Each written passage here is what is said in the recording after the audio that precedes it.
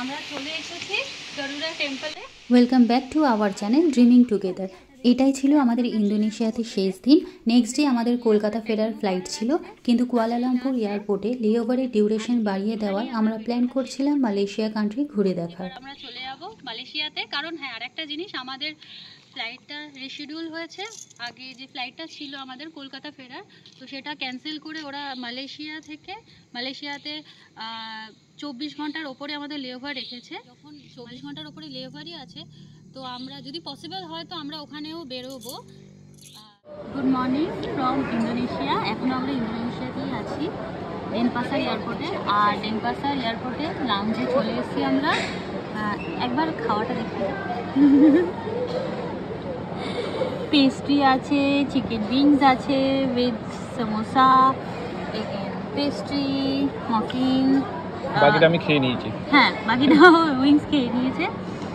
এটা veg hot dog type, veg noodles, potato, আর এটা হচ্ছে chicken with mushroom, creamy mushroom sauce আর ফ্রুটস। বহুত আচ্ছা আইটেম হ্যাঁ, এখানে তো খুবই ভালো। মানে আমি ভাবছিলাম কলকাতা এয়ারপোর্টে, মানে আমাদের যেহেতু ইন্ডিয়ান তো ওটা ভালো লাগে, তো এখানেও দেখছি আর খুব ভালো টেস্টি। আর সামনে তোমার হচ্ছে স্মুদিও বানিয়ে দেবে। लेकिन यहाँ पे ये अल्कोहल आइटम नहीं है। হ্যাঁ, অ্যালকোহল আইটেম নেই। बाकी सारा आइटम है বাইরে যে অ্যালকোহল আইটেম, হ্যাঁ অ্যালকোহল এখানে নেই। আর হচ্ছে নন স্মোকিং জোন এটা। ये ज़्यादा अच्छा। হ্যাঁ, এটা বেশি ভালো, যেখানে খুশি অ্যাটলিস্ট বসতে পারবো, আমরা বসে শ্বাস নিতে পারবো। আর এবার চলো খেয়ে দেখছি। আর হ্যাঁ, আমরা এখানে এসে কনফার্ম হলাম যে হ্যাঁ আমাদের ফ্লাইট সত্যি মানে রিশিডিউল হয়েছে। মালয়েশিয়া থেকে যেটা কলকাতার ফ্লাইট ছিল, তো মালয়েশিয়াতে আমাদের একদিন থাকতে হবে। এবার এয়ারপোর্টে থাকবো না, ওখান থেকে বেরোবো জানি না, ওখানে গিয়ে তারপরে দেখা হবে। আমাদের খাওয়া হয়ে গেছে, লাঞ্চ হয়ে গেছে। এবার আমরা যাচ্ছি, আমাদের গেট নাম্বার দিয়েছে 9A। আমরা যাচ্ছি এখন মালয়েশিয়াতে। আর 2:55-এ ইন্দোনেশিয়ার টাইমে আমাদের ফ্লাইট আছে। খাওয়া বেশি হয়ে গেছে, এখানে খুব বেশি ছিল অপশন। একটা বাচ্চা পড়ে যাবে। হ্যাঁ, ঠিক আছে, লাগেনি। আগে যাচ্ছি, তারপরে দেখা হচ্ছে। হ্যাঁ, ওই বাচ্চা। আমরা চলে এসেছি মালয়েশিয়াতে কুয়ালালামপুর এয়ারপোর্টে। বাস 10-15 মিনিট আগে আমরা ল্যান্ড করলাম। তো এসে এখানে ভিসার জন্য জাস্ট একটা MDSE ফর্ম ফিল আপ করতে হবে। আর ইন্ডিয়ানসদের জন্য ভিসা ফ্রি আছে। ওখানে জাস্ট ফর্মে পাসপোর্ট নাম্বার, হোটেল ডিটেলস, ওখানে জাস্ট 5 মিনিট। হ্যাঁ, 5 মিনিটটাও হয়তো লাগবে না। আর ফর্মটা ফিল আপ করে জাস্ট একটা ইমেল আইডিটা কানেক্ট দিতে হবে। ইমেল আইডিতে সাথে একটা পিন কোড আসবে, তো সেই পিন কোডটা আই থিঙ্ক ইমিগ্রেশনে দেখাতে হবে। আর আমরা এখানে ফর্ম ফিল আপ করে নিয়েছি, ওই QR কোডটা স্ক্যান করে। আর একটা ভালো জিনিস হচ্ছে ইন্ডিয়ানসদের জন্য এখন ভিসা ফ্রি আছে, তো আমরা এখন ইমিগ্রেশন কাউন্টারে। हम लोग सोच रहे थे बहुत देर से। হ্যাঁ, অবভিয়াসলি পিন কোডটাই দেখাতে হবে। তো দেখালেই আমরা चलो मलेशिया घूमने का हो गया। আমাদের ইমিগ্রেশন কমপ্লিট হয়ে গেছে, স্ট্যাম্প করে গেছে পাসপোর্টে। আমরা এখান থেকে যাব বিনতাং সেন্টারে। ওটা সিটি সেন্টারের মানে একদম সেন্টারে ওটাই পড়ছে। তো আমরা এখানে ডলার নিয়ে এসেছি। আমরা সামান্য কিছু কারেন্সি এক্সচেঞ্জ করবো এখানে রিঙ্গিটে, বিকজ আমরা খালি যাওয়ারটা করবো। এখানে তো খুব হাই থাকে। আর আমরা হচ্ছে মেট্রো, এখানে অনেক অপশান আছে, মেট্রো আছে, বাস আছে, ক্যাবে করেও যেতে পারে। কিন্তু আমরা সব থেকে চিপেস্ট, মানে যেটা হচ্ছে চিপটা, আমরা সেটাই চুজ করছি অবভিয়াসলি। না, মেট্রো এখানে অনেক महंगा আছে। হ্যাঁ, সব থেকে চিপটা আমরা চুজ করছি যে বাসে করে যাব। এবার আগে গিয়ে আমরা দেখছি বাস কোথা থেকে পাওয়া যায়। কুয়ালালামপুর এয়ারপোর্ট থেকে বুকিট বিনতাং সিটি সেন্টারের জন্য আমরা দুজনের বাসের টিকিট কেটে নিয়েছিলাম। দেন বুকিট বিনতাং সিটি সেন্টারে নেমে 15 মিনিটস ওয়াক করে কেএল সেন্টারে আমরা পৌঁছে গিয়েছিলাম আমাদের হোটেলে, যার নাম ছিল হোটেল স্টার সেন্ট্রাল। আর ইন্ডিয়ান কারেন্সিতে 2500 কস্ট পড়েছিল। দেন আমরা ফ্রেশ হয়ে বেরিয়ে পড়েছিলাম সিটিটাকে ঘুরে দেখার জন্য, কিন্তু টায়ার্ড থাকার জন্য আমরা খুব বেশি ঘুরতে পারিনি। একটা রেস্টুরেন্টে ডিনার করেই আমরা ফিরে এসেছিলাম হোটেলে। মালয়েশিয়াতে সেকেন্ড ডে মর্নিংয়ে আমরা চলে এসেছি একটা রেস্টুরেন্টে। এটা পুরো সাউথ ইন্ডিয়ান স্টাইলে কলাপাতায় খাওয়া সার্ভ করছে। রাইসও দেবে এরপরে।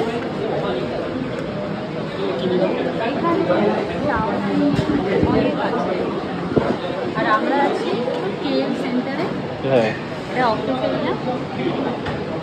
এই দেখে তো ভালো লাগছে। इंडियन थाली হ্যাঁ হ্যাঁ রাইস চলে এসেছে। एक तो नहीं यार হ্যাঁ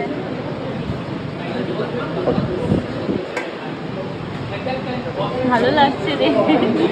দিবি না সাউথেও গিয়ে এরকম ভাবে কলা পাতায় খাইনি তো, এখানে হ্যাঁ। বেশি ভালো এখানে proper আছে। দিচ্ছে, proper। ব্রেকফাস্ট করে আমরা বেরিয়ে পড়েছি টুইন টাওয়ার দেখতে। অ্যাকচুয়ালি ব্রেকফাস্ট না, ব্রাঞ্চ হয়ে গেছে। ইন্ডিয়ান খাওয়া পেয়ে আমরা রাইস অনেক বেশি খেয়ে ফেলেছি আর খুব ভালো টেস্ট ছিল, পুরো প্রপার সাউথ ইন্ডিয়ান স্টাইলে। আর আমাদের হোটেলের সামনেই মেট্রো স্টেশন ছিল, মেট্রো করেও যাওয়া যেত, কিন্তু আমরা গ্র্যাবে করেই যাচ্ছি বিকজ এখানে 10 মিনিটই লাগতো। 10-15 মিনিট। হ্যাঁ 10-15 মিনিটই লাগতো। আর মেট্রো অনেক ঘুরিয়ে ঘুরিয়ে নিয়ে যেত। ইন্দোনেশিয়া থেকে গ্র্যাবটা मतलब गाड़ी में 15 मिनट और मेट्रो में 45 मिनट। হ্যাঁ মেট্রোতে বেশি টাইম লাগতো, খুব বেশি জামও নেই রাস্তায়। আর সেই জন্য আমরা গ্র্যাব থেকে বুক করে নিয়েছি ট্যাক্সি, গ্র্যাবে করে যাচ্ছি। আর 8-9 মিনিটের মধ্যেই আমরা পৌঁছে যাব, তারপরে গিয়ে ওখানে দেখাচ্ছি। ওইটা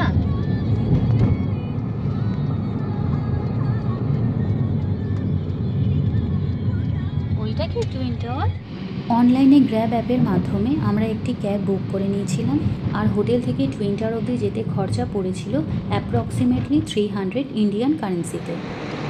আমরা চলে এসেছি পছন্দ রোদ, এখানে খুব পছন্দ।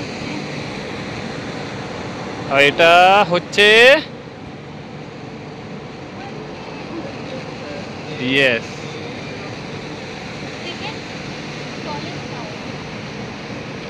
এখন জানি না সেকেন্ড আছে কি কি আছে। হ্যাঁ হ্যাঁ लेकिन এখন জানি না, হতে পারে আর भी আছে, ওটা নলেজ নেই।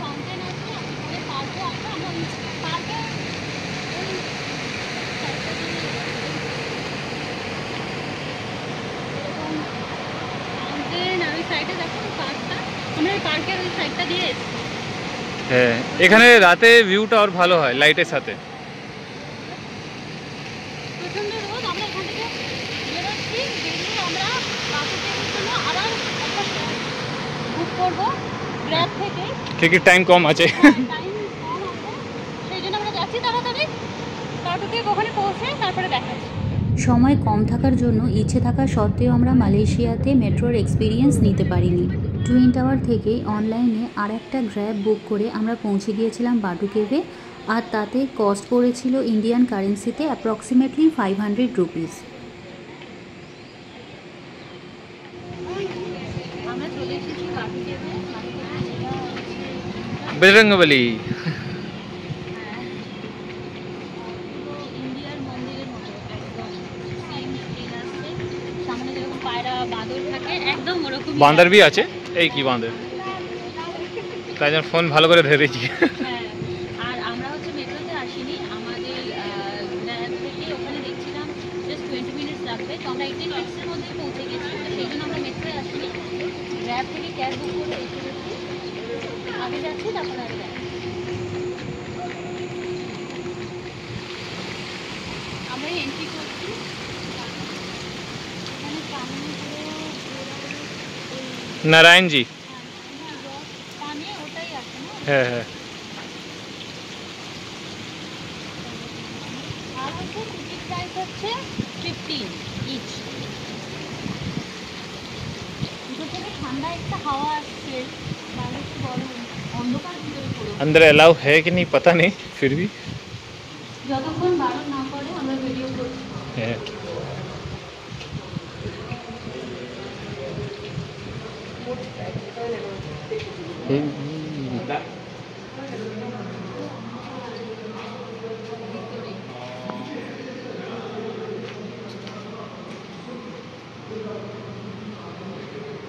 फिर पूरा अंदर बना है, वही पहाड़ के अंदर है। हम्म।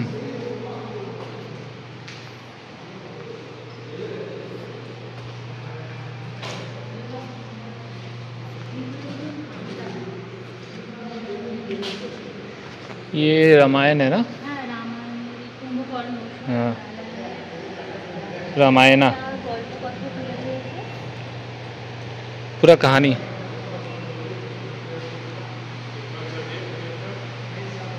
খুবই সুন্দর লাগছে। এখানে বাঁদরও আছে। পুরো রামায়ণের কাহিনীটা এখানে তুলে ধরা হয়েছে। যজ্ঞ করা থেকে রাম জন্মগ্রহণ, এই যে शिक्षा।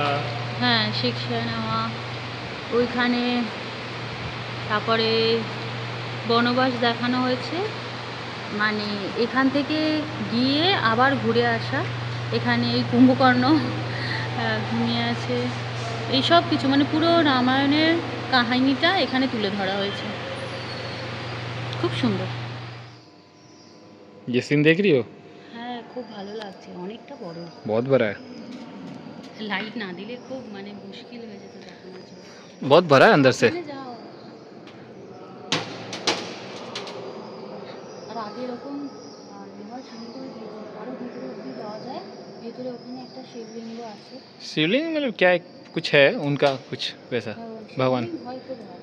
पता नहीं जो भी, হ্যাঁ आइडिया नहीं वही। ওখান থেকে আবার আমরা চলে আসি। আমরা চলে এসেছি বাসুদেবের একদম ওপরে। এখানে শিবের মূর্তি আছে। थक गई। হাঁপিয়ে গেছি অনেকটা, মোটামুটি অনেকটা, খুব বেশি বলবো হ্যাঁ। না।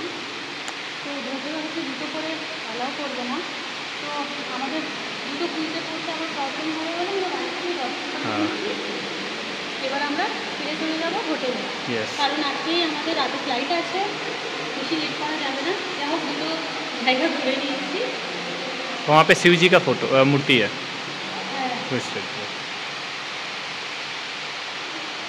আমাদের ভিডিওটা মালয়েশিয়ার ব্লগটা এখানেই শেষ করছি। দেখা হচ্ছে আবার পরের ভিডিও। Bye bye.